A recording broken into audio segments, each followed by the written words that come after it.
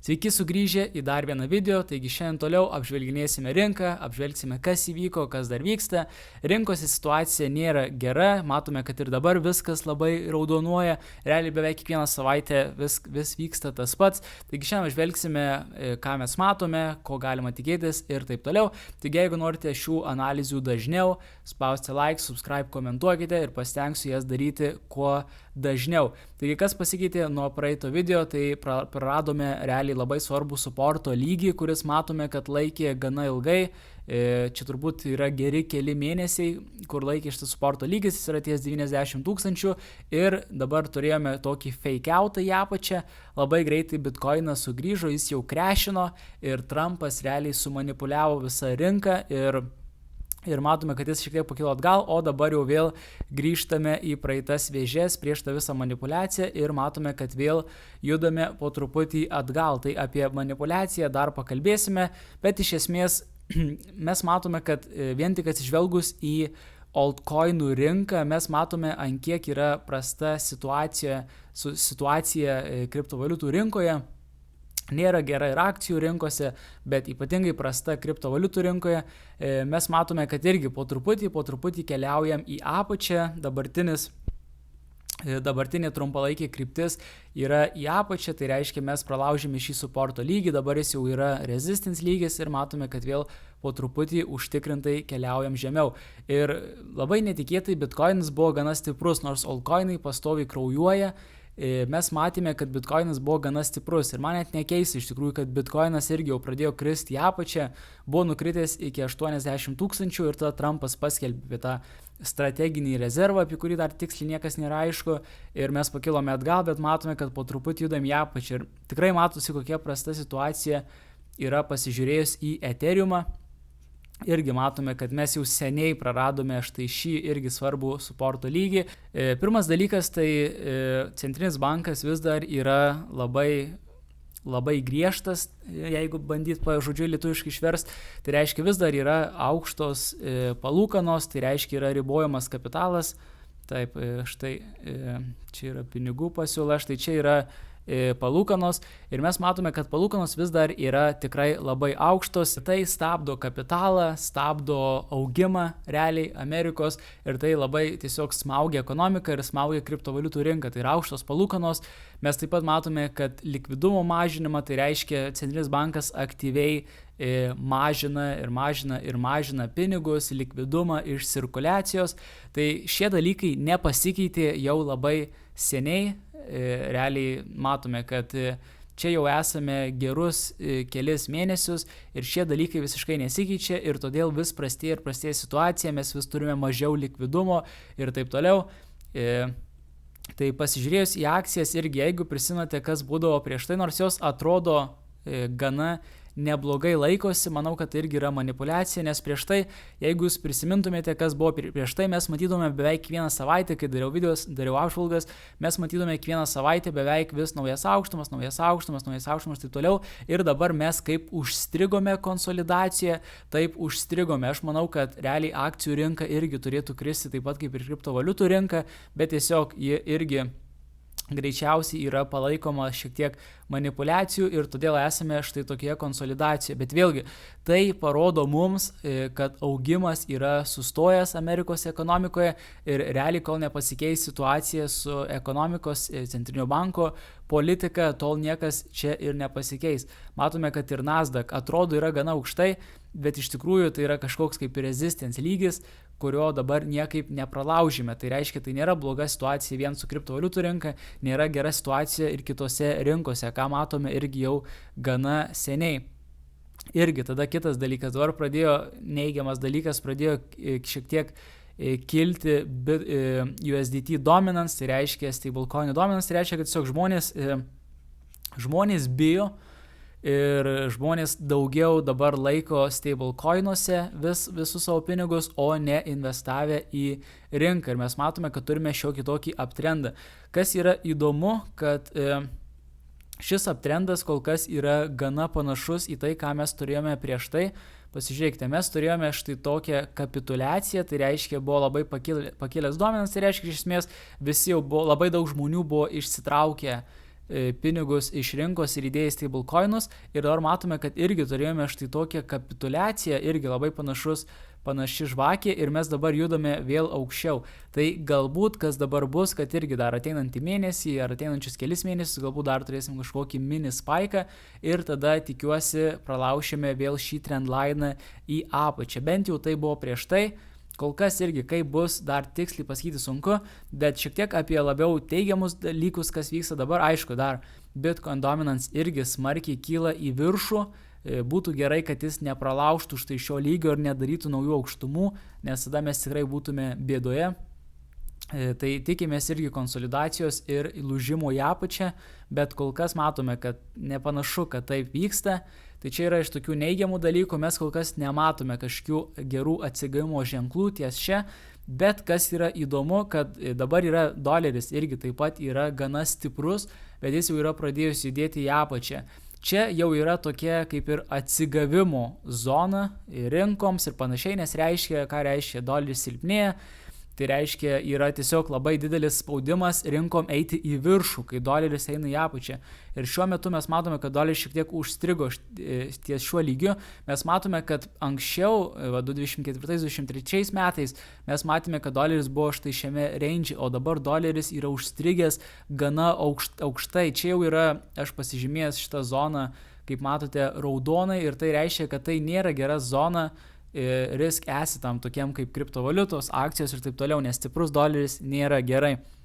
Ir kol kas jis nėra mažinamas dėl kažkokios priežasties.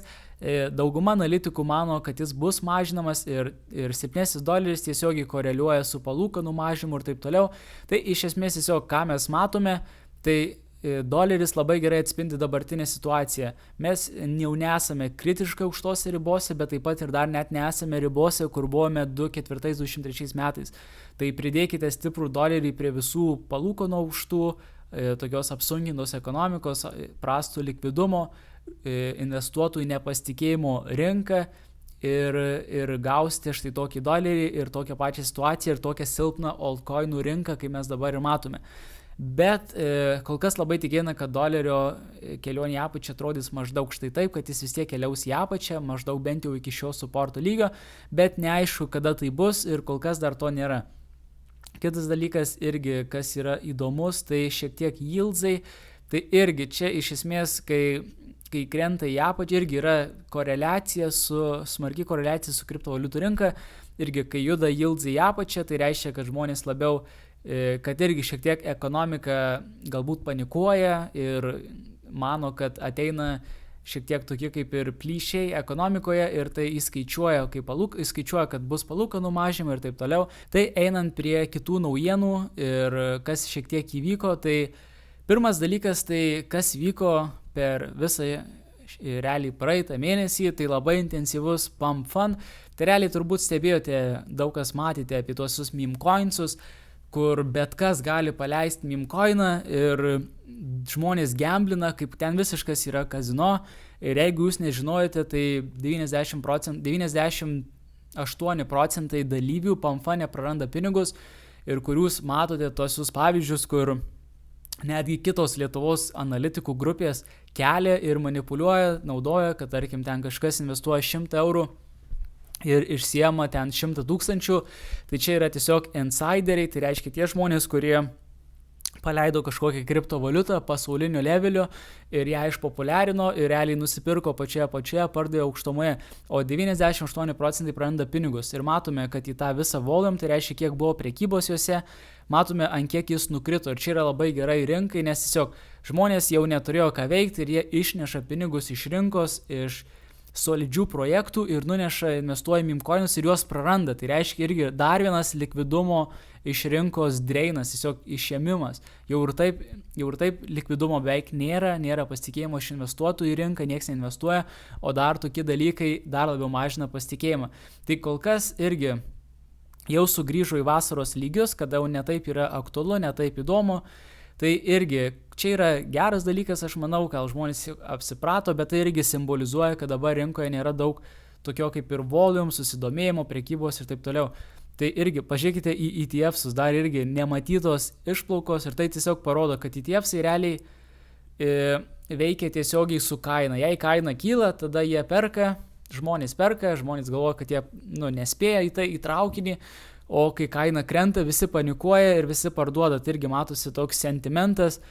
Minus 1 milijardas, tai čia turbūt rekordinės irgi išplaukos iš ETF-sų, bet tai nėra labai blogai, dažniausiai neigiamos išplaukos dažniausiai pažymi po to artėjančią apačią rinkos, bet vis tiek irgi parodo, kad dabar situacija su ETF-ais nėra labai gera ir tai irgi susideda į visą bendrą puzlę, kas dabar vyksta rinkoje ir kas vyksta ekonomikoje.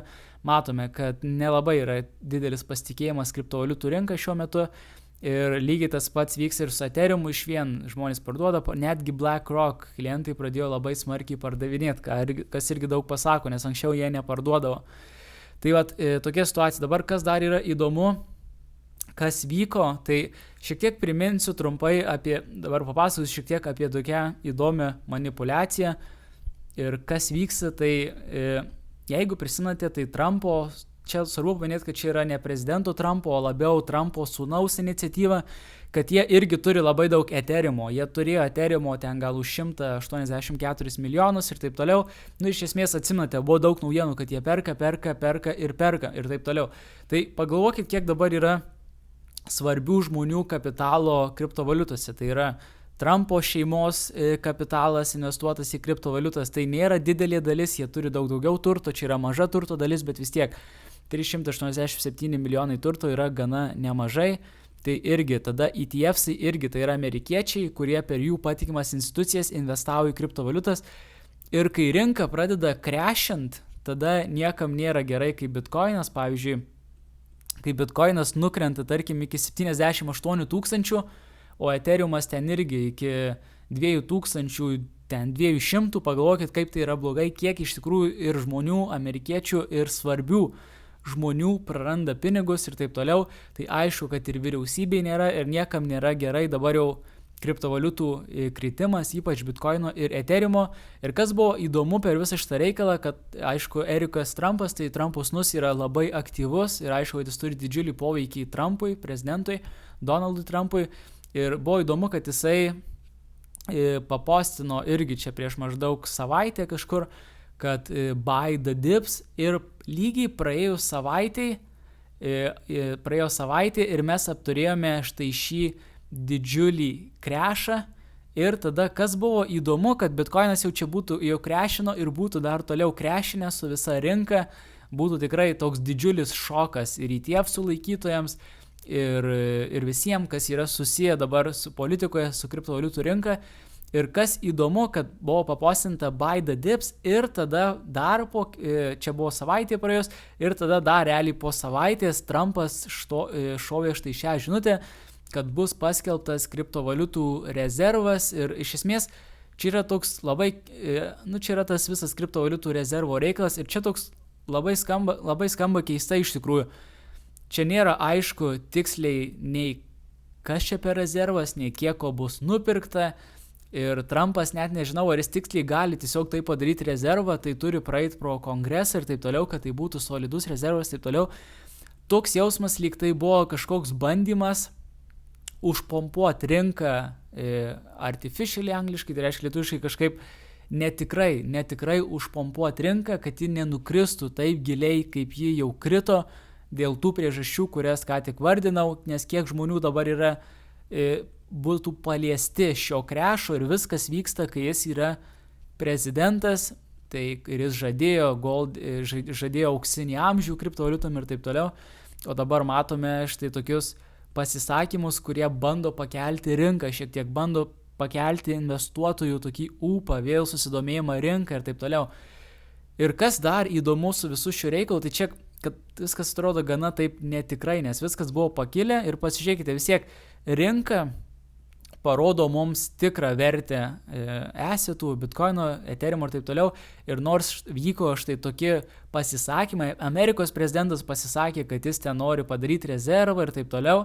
Ir mes matome, kad sekančią dieną toliau rinka crashina. Tai kodėl tai vyksta? Todėl, kad tai parodo dabartinę ekonomikos situaciją, kokia ji yra prasta. Visiškai nepanašu į istorinius pohalvinimo metus. Ir kas dar yra įdomu, kad buvo toksai banginis, kurį sekė analitikai Twitter'į, kad iš esmės jisai dieną prieš Trumpo pasisakymą, vieną dieną prieš atsidarė longą su 50x leverage'u ir užsidirbo 7 milijonus per vieną dieną. Tai reiškia, viskas krešino štai taip. Mes matome, kad buvo štai šis krešas ir kažkoks investuotojas atsidarė, kažkoks banginis atsidarė su 50x leverage'u, kas reiškia didžiulį pasitikėjimą, kad rinka atsigaus, nors dauguma buvo didžiulė baimė. Ir kitą dieną Trumpas paskelbė apie štai šį rezervą ir mes grįžome vėl iki šio lygio ir tas banginis užsidarė ties 7 milijonais. Tai labai įdomu, daug kas sako, kad tai yra kažkoks insideris ir taip toliau, bet kas yra svarbu, kas yra įdomu, kad Eric Trump tai jis seka rinką, jis išmano kriptovaliutas, jis pats perka, investuoja, o gal net prekiauja kriptovaliutomis ir jis paveikė štai šiuos Trumpo pasisakymus, nes Trumpas tikrai nėra, kad jis ten didžiulis kriptovaliutų fanas ir ekspertas, jis gal tiksliai net nežino, ką daro Solana, ADA, Cardano ir taip toliau. Viskas yra padaryta už jį ir labai įdomu, kad Trumpo sūnus skatino visus pirkti dipą ir tada bam, buvo po savaitės paskelbta šis rezervas, kuris netikrai pakėlė kainas į viršų ir matome, kad dabar jau šiek tiek rinka vėl atsistatinėja ir vėl eina į apačią ir galbūt keliaus dar žemiau nei prieš tai. Matome, kad ir altcoinai praranda vėl po 65 milijardus per dieną. Tai vyksta tokie įdomi dalykai, keistos manipulacijos. Tai Ericas Trumpas irgi labai įdomu, kad jis yra susijęs su kriptovaliutomis ir jis realiai gali daryti didžiulį influencą savo tėčiui Donald Trumpui, o jis gali netikrai pakelti kainą į viršų. Tai įdomus dalykai vyksta, kol kas matome, kad rinkose situacija nėra gera, taigi dabar apžvelgime realią ir objektyvę situaciją, bet yra ir dar bullish dalykų, kuriuos apžvelgsiu kituose video. Tai jeigu patinka spausti like, subscribe, prisijunkite prie nemokamos grupės ir susitiksime kitame video.